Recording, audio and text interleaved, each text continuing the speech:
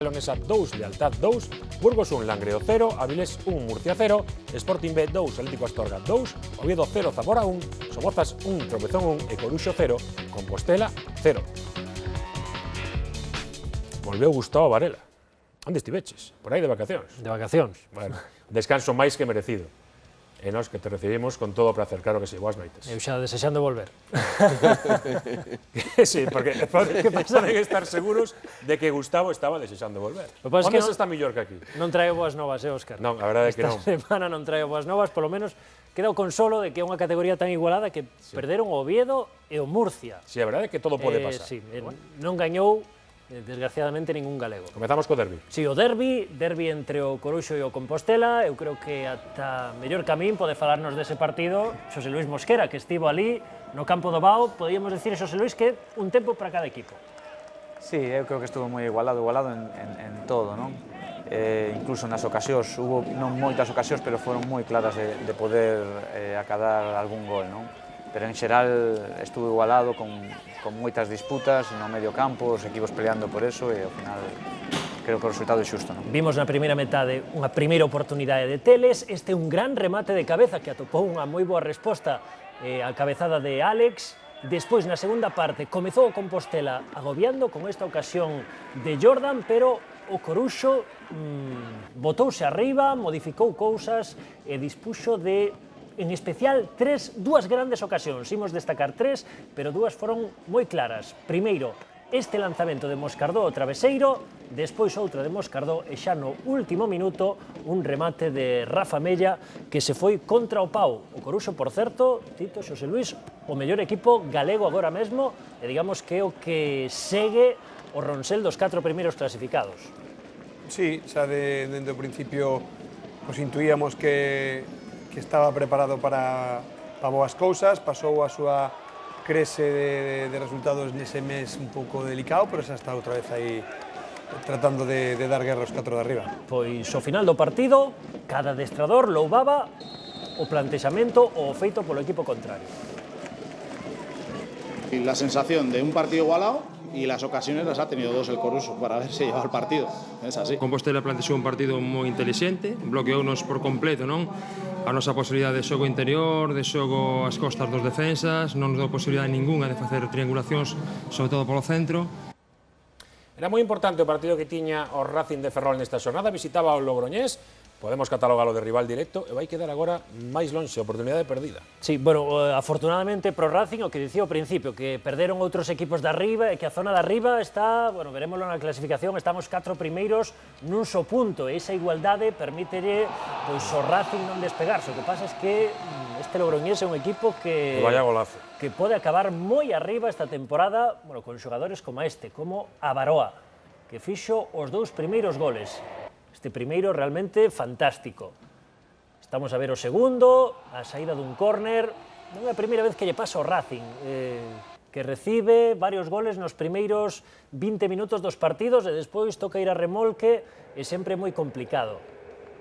Sí, ademais están encaixando bastantes goles, outro día 3 co Valladolid, hoxe 2. Bueno, tamén se lle cortou a racha de vitorias. Sí.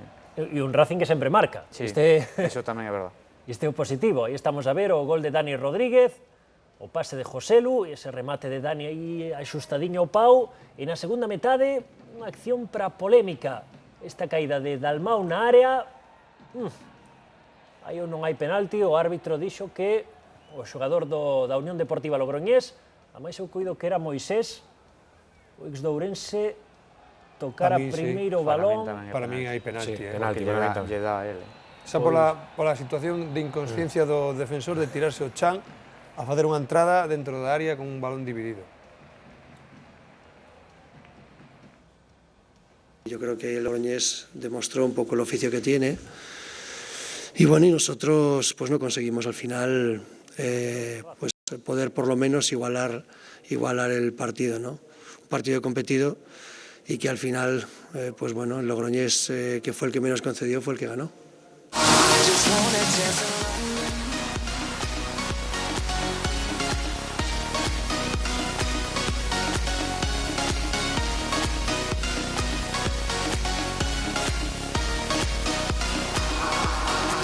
want a chance to London. Just give me one night and the morning. Me and my girl go take over the dance floor. Take over the dance floor. I just want a chance to London. Vaya derbio que temos o vindeiro sábado ás 5 da tarde, Racing de Ferrol 22 puntos, Coruxo 26, importantísimo para os dous equipos, máis presión claro para o Racing que xoga como local. Continuamos, Gus.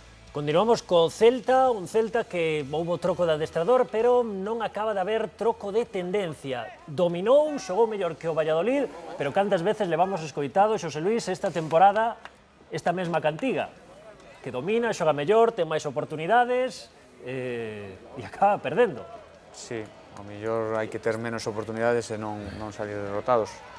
Aunque sea unha contradición decilo, pero a veces descuidas atrás para atacar e descuidas esa parte defensiva e che poden facer dano, non? E que vimos, primeira metade foi de cor verde, que era a segunda equipación do Celta. Na segunda parte cambiou todo a raíz da expulsión de Soto e prácticamente no minuto 88 de partido Fran non marcaba a saída dunha falta, este gol que lle custa moi caro ao filial do Celta. Tampoco hemos sufrido en el juego, es decir, con un jugador menos, creo que más o menos estaban solventando bien las acometidas del Valladolid y bueno, un balón parado nos ha hecho que el partido se nos fuera de las manos. E o Somozas, inmerso nesa dura loita pola permanencia, sumou un punto. Non vai servir puntiño a puntiño, pero bueno, cando menos está aí. Sí, polo menos non perdeu, rival directo, estiveches ali, Tito. Que sensacións che dá o Somozas? Pode salvar a categoría? Bueno, que compite os partidos, non? A verdade é que foi un partido, vamos a decir, un pouco vistoso, moi trabado, os dous equipos non permitiron ao rival facer grandes cousas. Unha pena porque o tropezón prácticamente non xerou ningunha situación de gol no que é o xogo, pero sí que no balón parado é complicado e así marcou. E bueno, creo que o Somozas está moi vivo na competición e bueno, ten que seguir pelexando. Sobre todo con ese dorsal número 7, con Ever, que está a facer unha gran temporada. Os goles nun espazo de 5 minutos. Adiantouse pro tropezón Cote, a saída dunha falta. Bueno, sempre a estrategia que marca moito este tipo de partidos.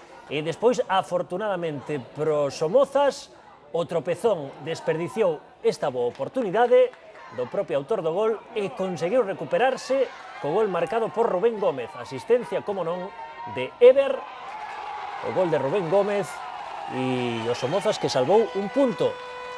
E non sei se puideron ser 3, porque houve unha xogada para polémica. Vouche pedir unha opinión. Ever, o gran descubrimento esta temporada do Somozas, Tito. Bueno, a ver, se lle pode chamar descubrimento. Sí, quero dicir, a ver o que conocemos de moito tempo, non? O único que se lle pide a ver é o mellor para que mellore como xogador e que defensivamente ten que traballar un pouquiño máis, ser un pouco máis constante no xogo, pero bueno, creo que esas cousas as pode ir acabando pouco a pouco, porque ofensivamente é un xogador desequilibrante para a categoría. Aí estamos a ver a Ever, que estivo presente nesa acción para polémica ao final, empate a 1. Penso que eles, de alguna maneira, é o que querían, non? Viñeron a empatar, empataron, eso é a hostia. Eso é a hostia. A mí nunca me pasa eso.